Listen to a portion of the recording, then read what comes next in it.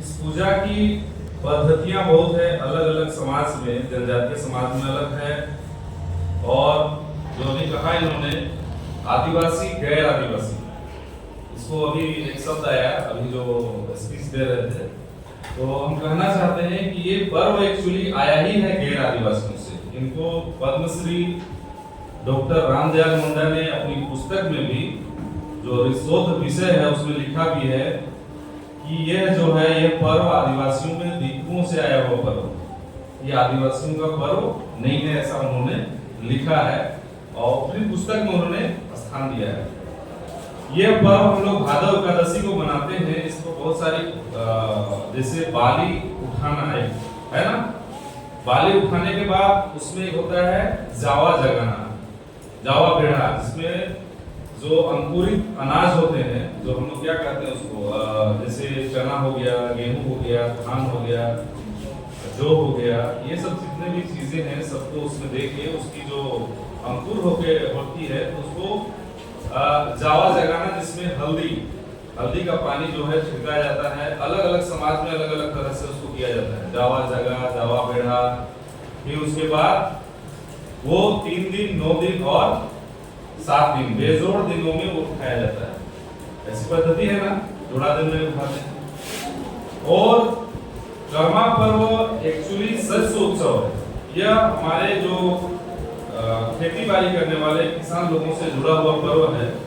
इसकी सबसे बड़ी मान्यता ये है कि अभी अच्छी फसल होने की हम लोग कामना करते हैं, क्योंकि अभी सावन में हम लोग जो है आषाढ़ सावन में रोपनी का काम होता है, तो अच्छी बारिश हो, अच्छा फसल हो, इसके लिए हम लोग कामना करते हैं, जिससे जो है फसल थोड़ा सा बड़ा हो जाए, फसल में कीड़ा ना लगे।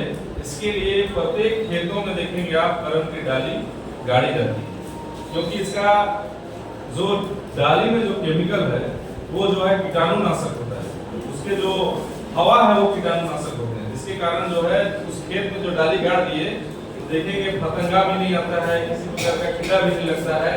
ऐसी हमारी मान्यता है, साइंटिफिक रीजन में ऐसा हम लोग कहते हैं। ये पर्व को बड़े धूमधाम से हम लोग मनाते हैं। इसकी अलग अलग जनजाति में, अलग अलग जाति में अलग अलग प्रकार से बनाने की विधि है, उसकी लोक कथाएं भी अलग अलग है। जिन्होंने कर्मा धर्मा की जो कहानी है, आप यहाँ पर जितने जनजातियां हुए सब पर आप यदि कहानी सुनेंगे तो सब में डिफरेंस आएंगे, सबका अलग अलग अपना लोक कथा है और इसको मनाने की विधि भी अलग अलग है। लेकिन इसको भादव एकादशी को ही सब मनाते हैं धूमधाम से। और एक कर्म होता है बूढ़ी कर्म, जो दुर्गा पूजा के समय मनाया जाता है। बहुत सारे समाज में उस समय मनाए जाते हैं, क्योंकि उस समय जो है फसल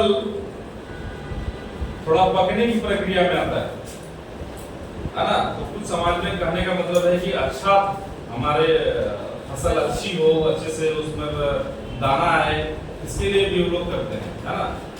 तो ये जो है जैसे कि अभी सबने कहा कि ये प्रकृति पर्व तो सब जान रहे हैं। हम लोग जो है प्रकृति से जुड़े हुए अलग अलग पेड़ों को अलग अलग देवताओं के रूप में हम लोग जानते हैं। जैसे कर्म भगवान के रूप में हम लोग पूजा करते हैं। केला में हम लोग विष्णु भगवान देखते हैं। तो कोई जैसे आम है उस पर भी कोई देवता हम लोग देखते हैं। एक पौधा होता है समी, उसमें भी कोई देवता हम लोग देखते हैं, है ना। तो अलग अलग पौधे में अलग अलग देवताओं का वास होता है। पीपल में कोई होते हैं, है ना। तो इस तरह से प्रकृति में देवता को मानकर उसका हम लोग पूजा करते हैं। ये प्रकृति पर्व है और इसको मनाना चाहिए। इसमें क्या है, पेड़ों को कैसे हम लोग संरक्षित करें, कैसे हम लोग इन्हें पूरे वर्ल्ड में भी चल रहा है, क्या चल रहा है ना, ग्लोबलाइजेशन वाला जो अभी चल रहा है कि पूरा पिघल रहा है, प्रकृति खराब हो रहा है, ज्यादा से ज्यादा पेड़ पौधे लगाएं। तो ये क्या है, लोगों को एक जागरूकता भी लाता है कि नहीं, प्रकृति की पूजा करनी चाहिए, उसको संरक्षित करनी चाहिए। तो बहुत अच्छी बात है, पूजा को करनी चाहिए। और इसी के साथ हम अपना बात करें।